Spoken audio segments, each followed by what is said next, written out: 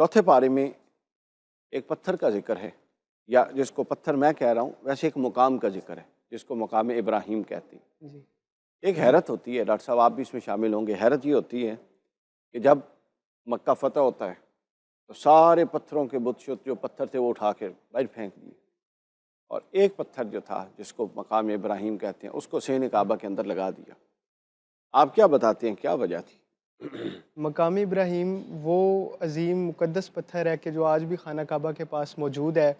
اور یہ وہ عظیم پتھر ہے جس پہ حضرت ابراہیم علیہ السلام نے کھڑے ہو کر خانہ کعبہ کی تعمیر کی تھی۔ اور اس کا معجزہ یہ ہے کہ یہ پتھر حضرت ابراہیم علیہ السلام کے وزن سے نرم بھی ہو جاتا اور یہ بلند بھی ہو جاتا کہ واہ، جب خانہ کعبہ کی تعمیر ہوتی،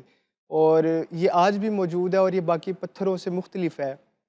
اس کی ایک خاص وجہ یہ بھی ہے